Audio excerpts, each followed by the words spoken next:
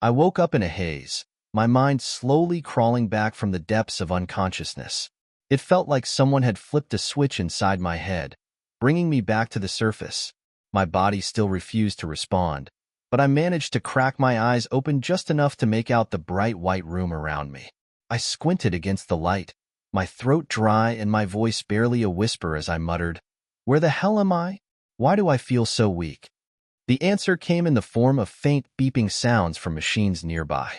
Sensors and devices were all around me. I strained my mind, trying to piece it all together. I was in a hospital. But why? How did I end up here?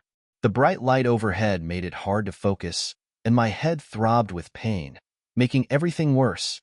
My thoughts were scattered, and a low buzzing in my ears made it seem like an alarm was going off in my brain.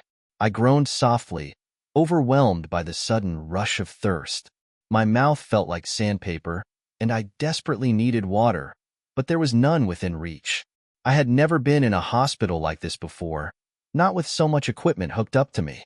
For drips and sensors were attached to my body, making me feel like I was weightless, completely disconnected from reality. I didn't have the strength to fully open my eyes, so I only caught glimpses of the room through slits. The sounds were muffled, distant, and for a moment, I doubted I could hear anything at all. Then I heard something, her voice. My heart fluttered. It was unmistakable. Anna, my wife. She was speaking softly, the familiar tone and way she pronounced certain words giving her away instantly. I tried to move, to signal her, but nothing happened. My body wouldn't cooperate. I could only lie there, helpless, as I listened. The sound of the door opening pulled my attention. I braced myself, expecting to hear something comforting, but what I heard instead made my blood run cold. "Dr. Carson," Anna began, her voice taking on a strange, almost whiny tone. "Can you please tell me how long my husband is going to be like this? Will he just lie there like a vegetable forever?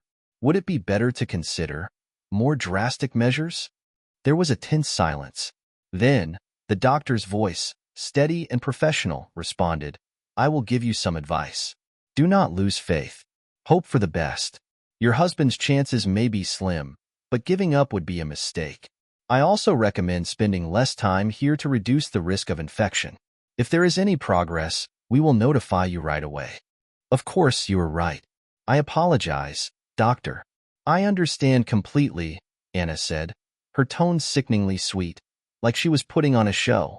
Then, after a moment, I heard the door close softly, leaving Anna alone with me. Suddenly, the room filled with the strange sound of a phone ringing. It felt out of place in the quiet, sterile environment. My heart raced.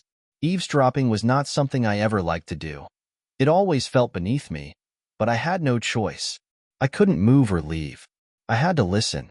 "Hello, darling. Is that you?" "The number looks new again." Anna's voice cooed into the phone. "Yes, I have the will. Everything is set, just like we talked about. I reviewed it with the notary. True, it cost a bit, but everything has a price, right?" "The will?"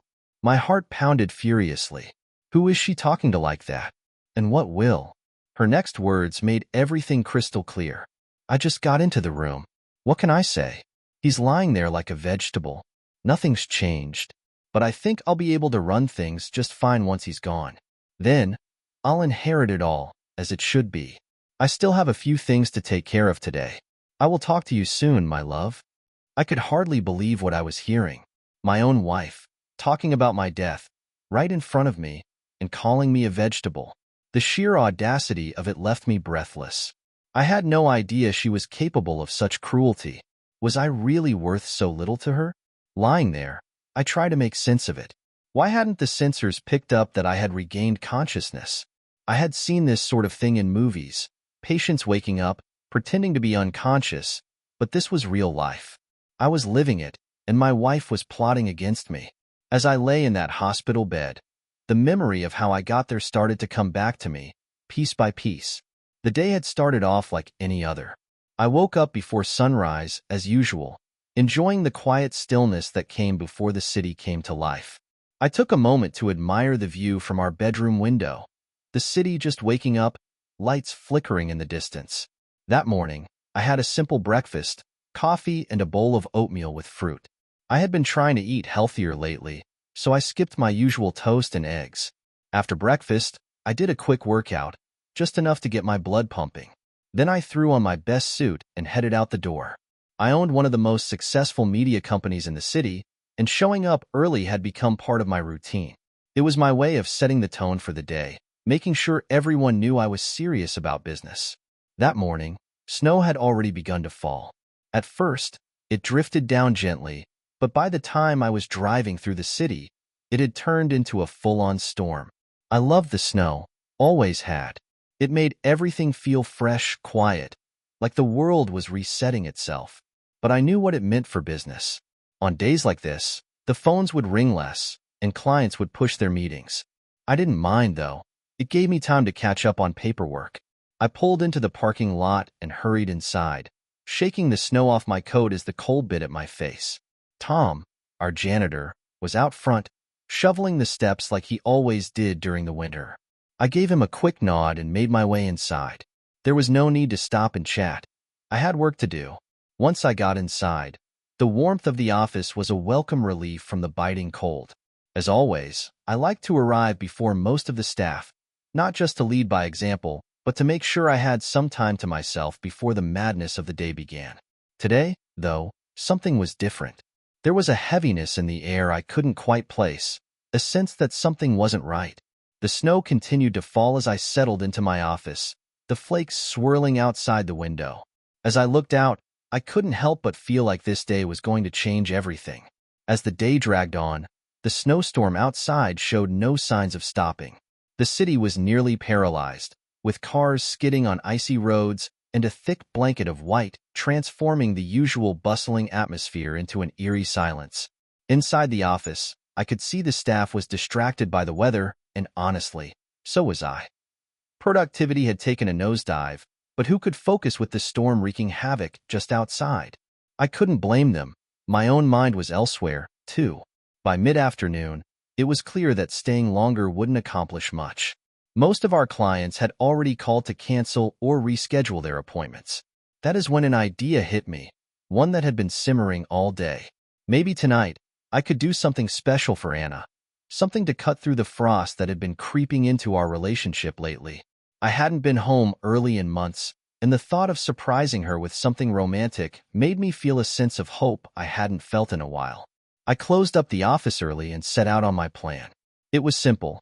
Get a bouquet of roses, pick up a bottle of our favorite wine, and bring home some gourmet dishes from a local chef. The kind of evening that could remind us of why we got married in the first place. But as soon as I started, the plan hit a snag. The storm had closed most of the flower shops, and I found myself driving from one place to another, hoping to find one that was still open. After what felt like hours, just as I was about to give up, I spotted a small florist shop at the corner of a side street. The lights were still on, casting a soft glow through the storm.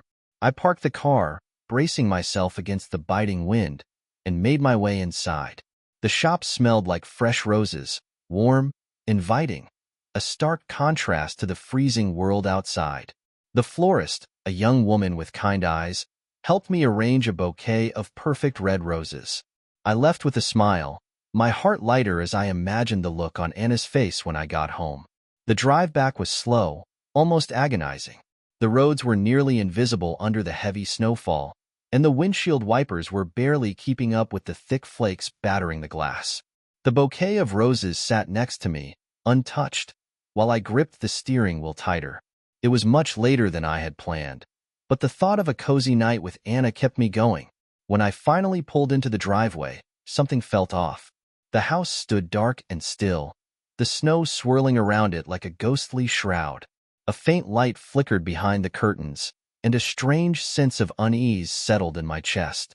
The wind howled as I stepped out of the car, and a chill shot through me that wasn't just from the cold. Inside the house, the air felt wrong. It wasn't the warm, welcoming atmosphere I had expected. Instead, everything was unnaturally quiet, like the house itself was holding its breath. The TV was on, but the volume was so low it barely made a sound, just a faint murmur in the background. The living room lights flickered slightly, adding to the strange, unsettling vibe. I placed the roses on the table, but they looked out of place in the dim light, their vibrant red clashing with the heavy silence that filled the house. I paused, listening for any sign of Anna, her footsteps, her voice, anything. But all I heard was the low hum of the TV.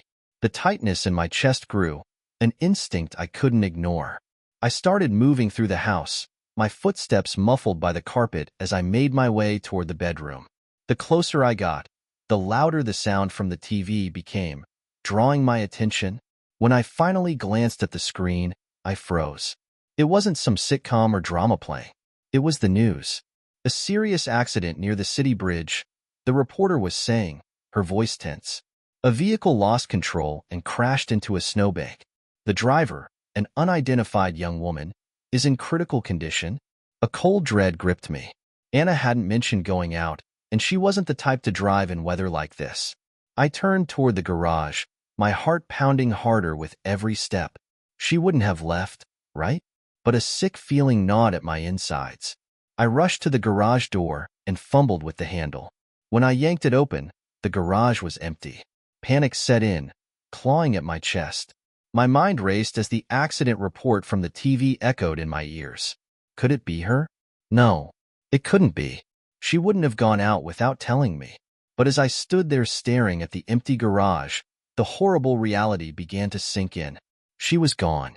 Without a second thought, I grabbed my keys and bolted out the door. The drive to the bridge was a blur of panic and desperation. The roads were worse than before, covered in ice and snow, but I didn't care. My hands gripped the steering wheel so tightly my knuckles turned white. I had to get there. I had to know. Every minute of the drive felt like an eternity, my heart racing as fast as the thoughts in my head. The snow battered against the windshield, and I could barely see. But all I could think about was Anna, trapped in that car, hurt, or worse. Suddenly, my car hit a patch of ice. For a brief second, everything seemed to move in slow motion. The tires slid, and before I could react, the car veered off course. Metal screeched, glass shattered, and the world spun violently around me. The last thing I remembered was the sharp smell of gasoline filling the air as my car tumbled into a snowbank. One spark was all it would take to ignite the fuel. Now, lying in a hospital bed, I tried to piece together what had happened. My body felt foreign, weak, and helpless. The beeping machines around me were a constant reminder that I had barely survived. But it wasn't just the accident that haunted me. It was the growing realization that something much darker was at play. At first, I assumed it was all a tragic accident. But as the days went on, the pieces started falling into place. The woman in the accident wasn't Anna. The news said she was young and unidentified, but Anna had been acting strange for weeks. Her sudden push for me to finalize my will, her coldness, it all came rushing back. Could she have orchestrated this? Was the accident meant for me? The more I thought about it, the more everything made sense. Anna's behavior wasn't just distant. It had been calculated. That night, as I pretended to still be in a coma, I overheard her talking. She spoke to someone on the phone, and the venom in her voice made my blood run cold. She talked about the will, the estate, and how everything would soon be hers. The man on the other end wasn't just some acquaintance. He was her lover. It hit me like a freight train. Anna had planned this all along. The accident, the will, my near-death experience. It was all part of her plan. She had tried to kill me. As she left the room, I felt a wave of anger and betrayal wash over me. But I knew I had to play it smart. I couldn't let her know I was onto her. Not yet. I had to gather more evidence, and I couldn't do it alone. But one thing was certain, I couldn't let Anna win. Everything in the hospital room had gone eerily quiet after Anna left, but my thoughts raged like a storm. Lying in that bed, weak and paralyzed, my body felt lifeless, but my mind was racing with a clarity I had not experienced in months. Could it really be true?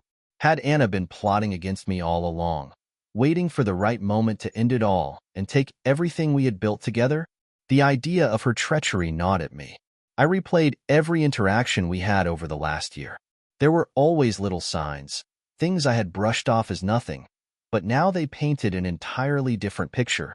That trip she insisted we take last summer, her strange distance afterward, the unexplained calls and whispers in the other room.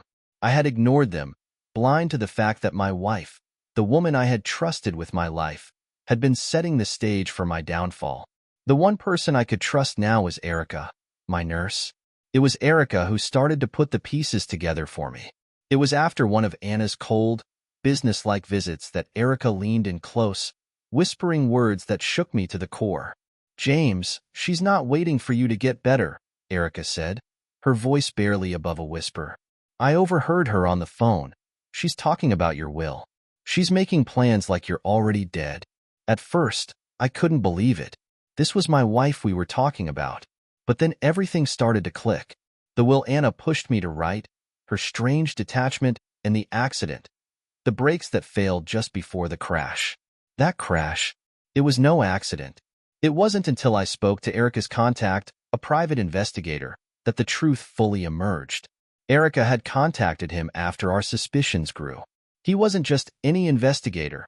He specialized in unraveling complex schemes like this. The findings were damning. The brake lines had been deliberately tampered with. The car I had been driving that night had been sabotaged. The crash meant to look like an accident, but it didn't stop there. There were even darker secrets, buried beneath layers of deception. As the investigator dug deeper, more pieces of the puzzle began to emerge.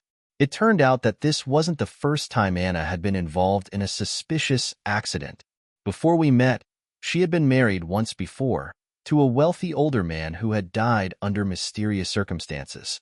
His sudden death had left Anna with a sizable inheritance, enough to start the lifestyle she had always craved. I had no idea. This wasn't love. This wasn't a marriage. This was a game to her, and I had been nothing but a pawn. From the beginning, Anna had been carefully manipulating everything, controlling every aspect of our lives, all while planning her next move. But the most chilling piece of the puzzle came from Connor, the homeless man who had saved me from the burning car. When Erica tracked him down, he had a story that tied everything together. Connor remembered that night clearly, but it wasn't just the crash he talked about. He mentioned seeing someone nearby, watching as the car began to burn. A woman, standing in the shadows just far enough away that no one noticed her. The description he gave matched Anna perfectly. She had been there, waiting, watching to make sure the job was done. When the car hadn't exploded as planned, she had vanished before the authorities arrived. It was at that moment I realized she hadn't just been planning this for months. She had been planning this for years. The accident wasn't a spur-of-the-moment decision. It was all part of her meticulous strategy to erase me from her life and walk away with everything. But what Anna hadn't counted on was Connor. He had pulled me from the wreckage moments before the car went up in flames, saving my life and inadvertently unraveling her perfect plan. As all of this became clear, my sense of betrayal deepened. How could I have been so blind? Every memory I had with Anna now seemed tainted. Every smile, every touch, now just another part of her facade. It was time to confront her. With the evidence Erica and I had gathered, there was no doubt about what needed to be done. But I had to play it smart. I couldn't let Anna know what we had uncovered. The night I returned home was filled with an eerie tension. I limped through the front door, my cane tapping against the cold floor. I could hear the faint sound of the television, a news report echoing through the living room. They were talking about a recent investigation, a crash off the city bridge, eerily similar to my own. The irony wasn't lost on me. I stepped into the house quietly, scanning the familiar space. Then I saw him, Anna's lover, lounging on my couch, wearing the robe my mother had given me. My blood boiled, but I kept my composure, knowing the moment of truth was at hand. Anna appeared seconds later, her face going pale the moment she saw me standing there. She tried to scramble for words, but there was no use. I knew everything. "James," she stammered. I thought you were still in the hospital." "Not dead yet," I said, my voice cold. I watched her crumble before my eyes as the police stormed into the room, arresting her and her lover. But it wasn't until Erica showed up, holding the final piece of evidence, the tampered brake system, that Anna's mask truly fell. Her cold, calculating nature was replaced by fear. She had thought she had covered her tracks, but the past, the lies, and the greed all caught up to her. As they took her away in handcuffs, I stood silently, feeling a strange sense of release. It was finally over. The woman I had once loved was gone, and the truth had set me free. After that fateful night, when Erica had helped me escape the hospital, I began to see her in a new light. Initially, she was simply the nurse who had been kind to me when I needed it the most, but as the days went on, she became something far more important. Erica had become my closest confidant. She was the one who knew the details of my recovery better than anyone else, and now, she was one of the few people I could truly trust. It started with small things, Erica offering to help me sort through documents, then gradually involving herself in the day-to-day process of organizing my life as I prepared to face Anna's legal battle. She had a sharp mind and a keen eye for detail, which became invaluable as we sifted through the financial records and evidence Connor had uncovered. Her background in medical care had given her a no-nonsense attitude, but her kindness and sincerity made her someone I could lean on when the emotional toll of the situation became overwhelming. Erica's role in the story wasn't just as a caretaker or a supporting character. She evolved into a central figure who helped expose the depth of Anna's betrayal and who ultimately became the person whom I could trust most. Her intelligence, empathy, and courage were critical in uncovering the truth, and her deepening emotional connection with me gave the story a layer of personal redemption and healing. Through Erica, I not only uncovered the plot against me, but also found the strength to rebuild my life after the devastation caused by Anna's actions. What do you think about this story? Write in comments. If you don't follow our channel Cheating Room, you will probably never hear from us again. If you are subscribed, congratulations, you will not miss any exciting story. Thank you for listening to this shocking story with us. See you again.